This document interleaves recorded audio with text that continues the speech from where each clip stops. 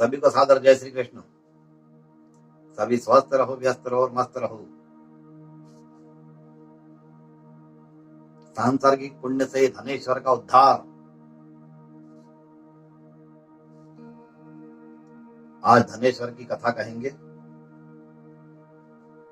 आप सभी से निवेदन है, जिन्होंने सब्सक्राइब नहीं किया है कृपया सब्सक्राइब करें, बेल आइकन का प्रेस करें, बटन दबाएं, लाइक एवं शेयर करें और कमेंट्स करें।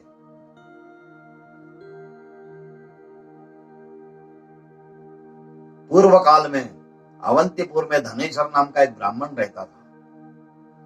वह क्रय विक्रय कार्य से घूमता हुआ किसी समय माहिष्मतीपुरी में जा पहुंचा, जहां पर पापनाशिनी मां नर्मदा सदैव शोभा पाती है।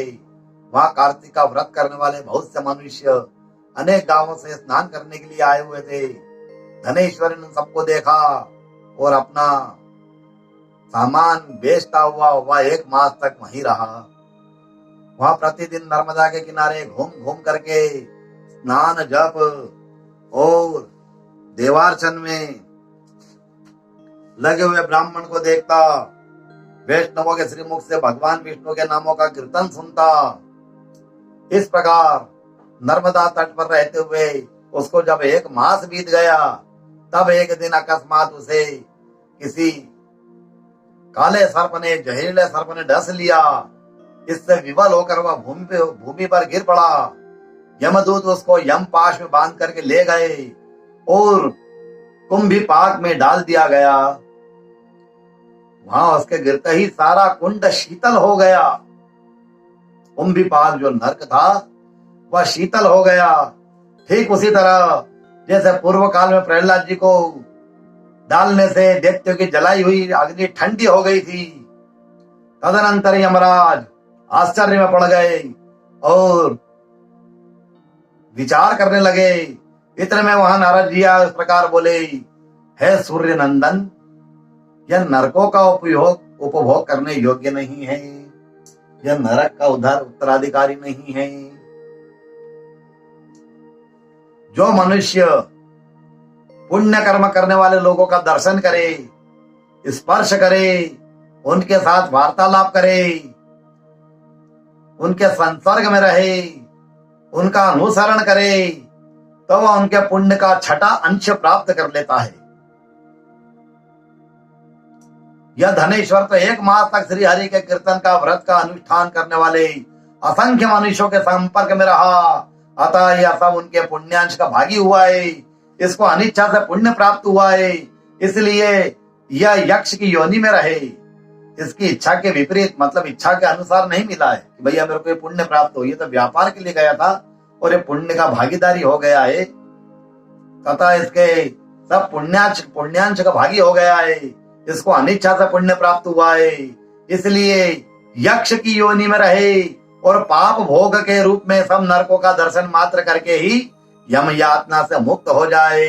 केवल इसको यातना नहीं देना है, केवल दर्शन कराना है। जितने भी जो आपके रौरव नरक है, कुंभी पाक नरक है, उनका आप सिर्फ मात्र केवल दर्शन कराइए, क्योंकि इसके इतने पुण्य उदय हैं कि माँ रेवा नर्मदा, उसका माँ नर्मदा का दर्शन, केवल दर्शन ही सारे पापों को भस्म कर देता है। गंगा में स्नान का महत्व बताया है। माँ रेवा का तो मात्र दर्शन या उसका नाम लेने से ही व्यक्ति के सारे पाप ताप सब नष्ट हो जाते हैं। इसलिए यह यक्ष की योनि में रहे और पाप भोग के रूप में सभी नरकों का दर्शन मात्र करके ही यम की यातना से मुक्त हो जाए। यूं कह करके देवर्षि नारद चले गए। तब प्रेतराज ने धनेश्वर को नरकों के समीप ले जा करके उन्होंने सभी को दिखलाते हुए कहा, हे धनेश्वर, महान भय देने वाले घोर नरक की ओर दृष्टि डालो।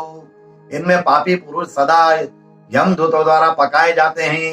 इन नरकों के पृथक पृथक 84 भेद हैं। तुम्हें कार्तिक व्रत करने वाले पुरुषों का संसर्ग प्राप्त हुआ है। उसके पुण्य की वृद्धि हो जाने के कारण ये सभी नरक तुम्हारे लिए निश्चय ही नष्ट हो गए हैं। इस प्रकार धनेश्वर को नरकों का दर्शन करा करके प्रेतराज ने उन्हें यक्ष लोक में ले गए। वहां जाकर वह यक्ष हुआ और वही कुबेर के अनुचर धन यक्ष के नाम से प्रसिद्ध हुआ। आप सभी से पुनः निवेदन करूंगा, आप मेरे चैनल को सब्सक्राइब करें। जिन्होंने सब्सक्राइब नहीं किया है वे अभी करें और अवश्य करें। लाइक एवं शेयर करें, बेल आइकन का बटन दबाएं, कमेंट्स करें और सभी स्वस्थ रहो, व्यस्त रहो, मस्त रहो। सभी को सादर जय श्री कृष्ण, जय श्री कृष्ण।